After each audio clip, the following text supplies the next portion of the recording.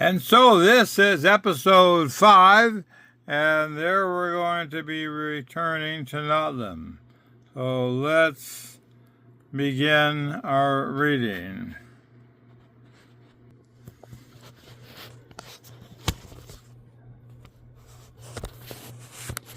Okay, looks like we're ready. Bailey finds herself slowly walking up on a rocky, hard-packed surface. She sees the others are already standing a few feet away from her, and to everyone's shocking display, sees hundreds of scorched bushes and huge indentations like small sinkholes in the terrain. "I was afraid of this," says Dean in wretchedness. Bailey looks at John standing with her back to her. He lowers his head and says dourly, "War. What a waste to such a beautiful place." Bailey turns around to see where Bigfoot is and sees he's nowhere to be found. She's relieved as she stands up and checks again. "Look at the sky, Dean. Where are the suns?" asks John bleakly.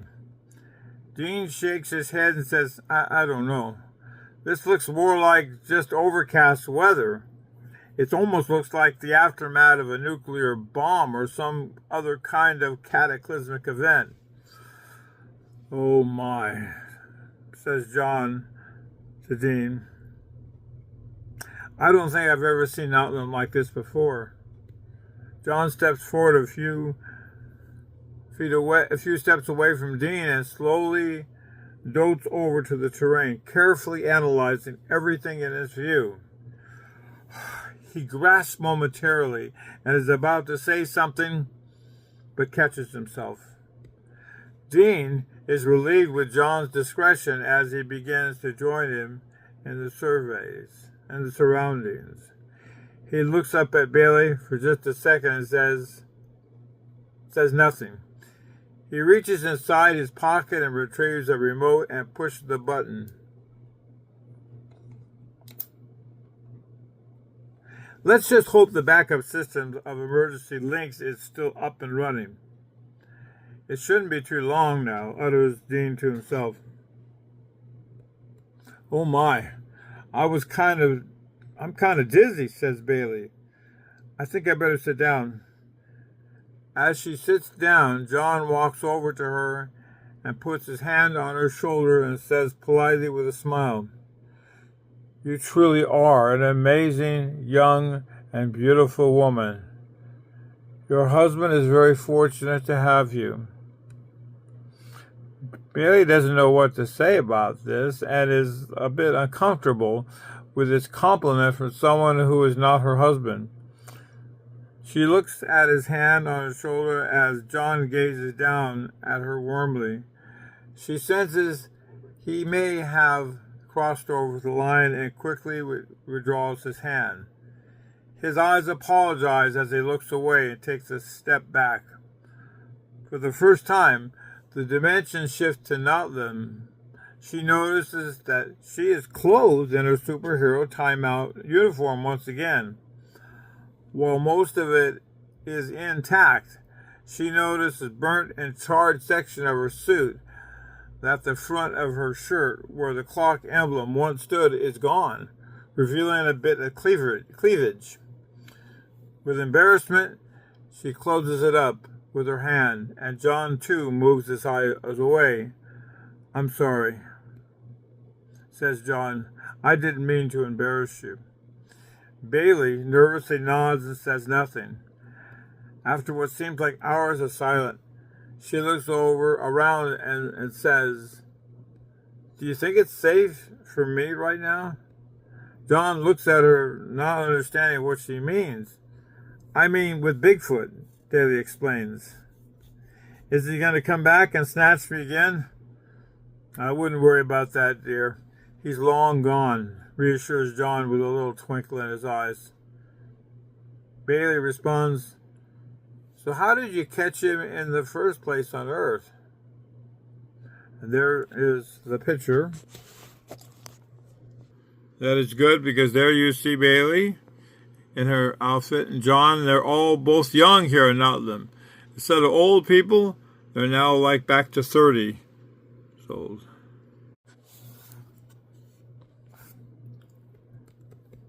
John reaches in his pocket and pulls out a small box with a larger button. With this, Miss Wiley, it's like a dog whistle in a sense. When we were on Earth, we used this to send out a beacon to the beast that his mate was nearby, and calling him. I wouldn't worry, dear. You're safe now. Bailey nods and says, I hope you're right. The last thing I need is for Bigfoot to come calling again and trying to romance me off my feet. John's smile weakens with a sign of guilt as his eyes dim for only a moment. A thought passes across his brow as a wrinkle again emerges from his face. A twinkle moves from his face. A small, impish little grin carefully creeps across the ridge of his face as he puts the little machine on the rock next to her as a tease says, Here, now if you need to return, then just push this button and wait. Bailey smiles convolutedly and says, No thanks. I'll take my chances with you.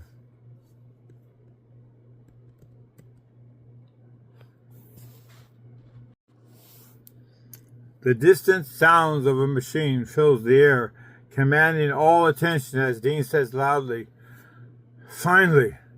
As the loud sounds continue to bombard the silence, Dean leads the way, while the ground continues to shimmer with little rumbles of thunder and the trio continues to move forward. With each passing step, it becomes increasingly more difficult until all are nearly knocked off their feet with a new, louder, and more gripping explosion. The outburst resembles the detonation of a tall building or a mishap in the sky of an aircraft collision.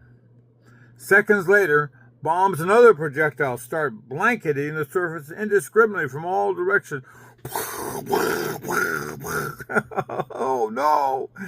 With no hesitation or concern for the others, Dean sprints for the cover, leaving Captain John lingering as he looks over to Bailey, now fully garbed as the timeout superhero. He gestures for her to use her cheetah-like speed and run to safety. In her haste, Bailey has unwittingly ran past both John and Dean and comes to an abrupt end just short of a rocky incline. She turns to look for the boys and cannot find them. She begins to holler for them, hoping that they will show themselves. But alas, they're nowhere in sight. Seconds later, the area is once again blanketed with projectiles, sending more dust and smoke into the air. Bailey is virtually blinded from all this. With hopes of joining them, she moves back up the hill while calling for both John and Dee for help. They don't answer, and she's not sure what to do next. Then she spots an opening in the hills just 40 yards away above her in a small cave. She reads that it's got to be safer than being out here in the open. With blinding speed, she runs to the cave's opening with hopes to find Dean and John inside. As the shelling continues, she's disappointed to find the opening very small.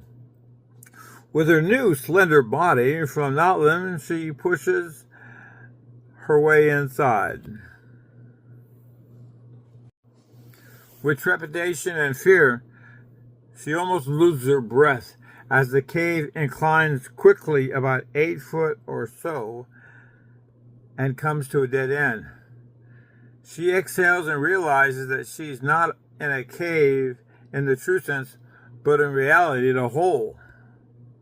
Bailey realizes that both John and Dean would be too large to join her in hopes that they find adequate safety somewhere else. She keeps her eyes focused on the light from above and hopes she does not suddenly become claustrophobic.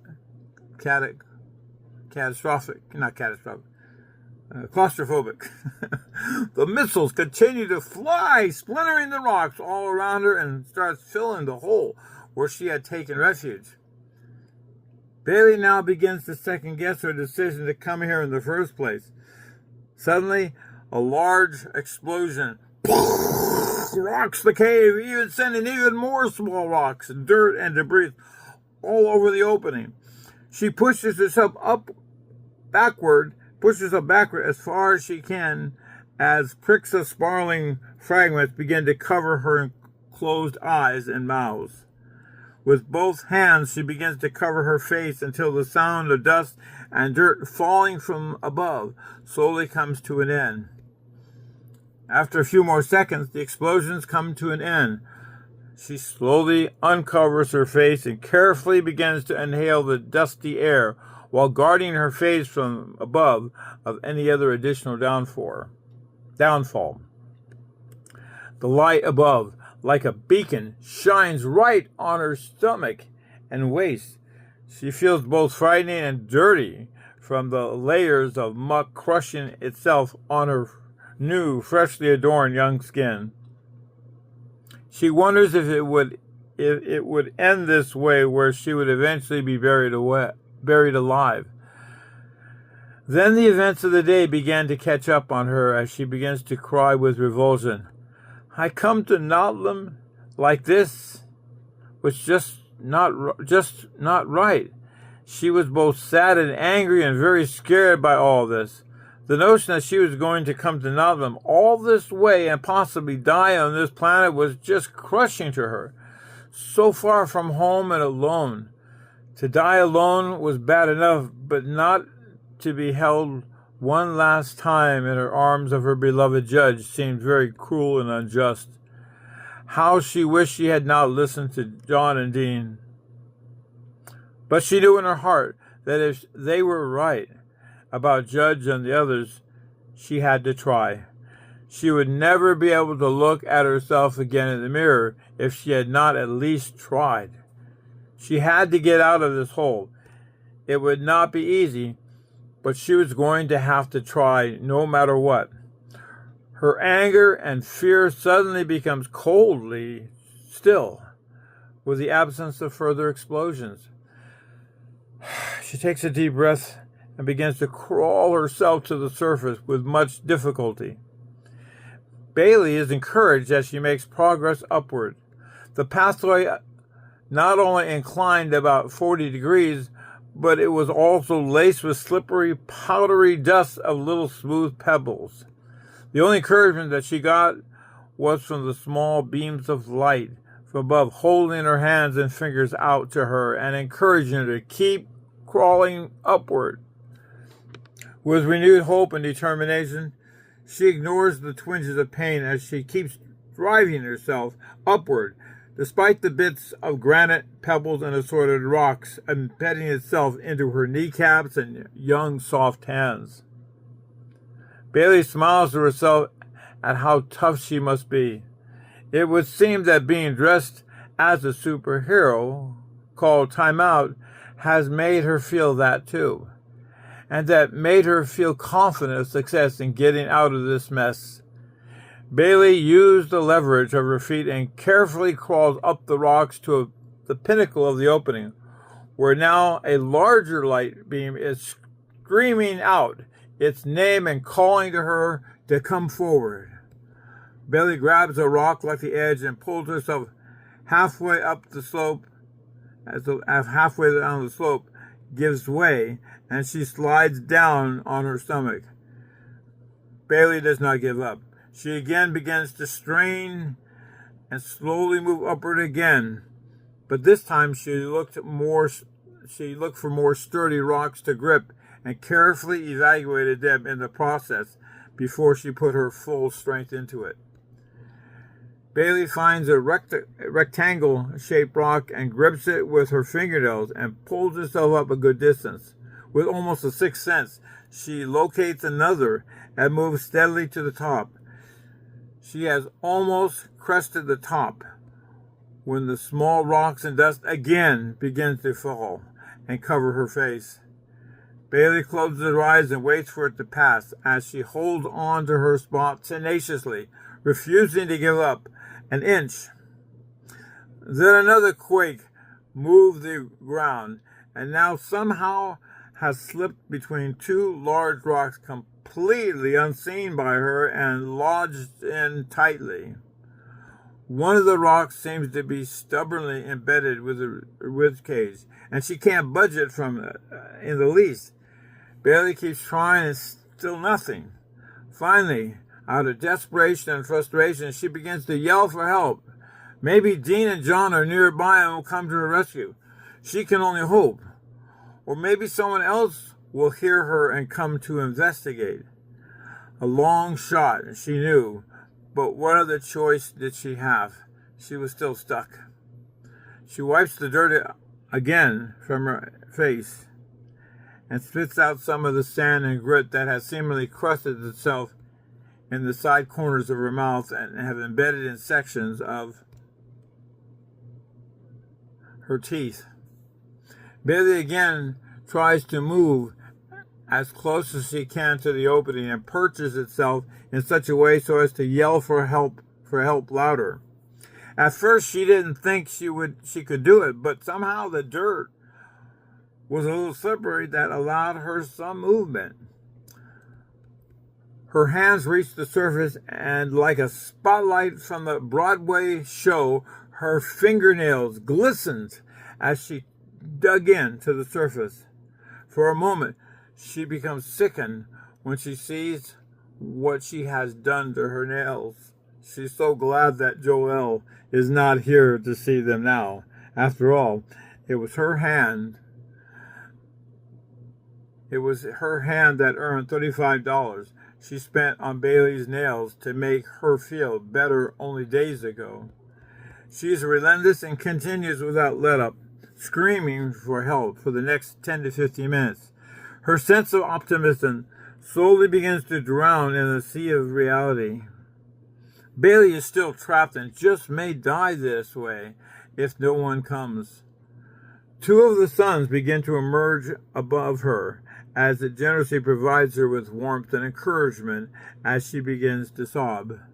Refusing to accept this kind of defeat, she angrily bashes her closed fist on a fortunate soft section of the darkness and demands for Planet Notlim to let her go. Let her go! But nothing changes. She keeps yelling and pulling at the unmovable stones for another 10 minutes, twisting and pushing and wiggling and all other kinds of movements that she could not describe. She becomes exhausted and discouraged. Bailey is almost ready to throw in the towel and quit. Her heart leaps with heightened excitement as she hears the sound of movement nearby. She continues to yell and scream louder with hopes of not being missed and getting rescued.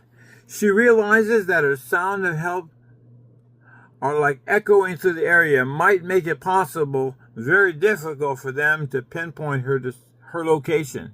She not only screams as loud as she can, but sticks out her arm out of the opening and starts to wave it back and forth like a rescue flag. Excitement begins to build, embracing her with warm relief, and begins to crescent as the sound of the movements comes to her. And now let's look at the picture. There's Bailey inside. The light is shining forth, and look who's come to see her. Okay. Something very strange touches her hand as she instinctively recoils her hand. Her stomach drops as she sees a large, dark hand destroy the light as it pushes it effortlessly through the rock opening and pulls her to the surface. While the light is initially blinding to her, there is no doubt who this is. The large silhouette figure of this massive beast is the one called and only called Bigfoot. Oh God, she thinks, Bigfoot. What is going to happen to me now? We'll find out on the next episode.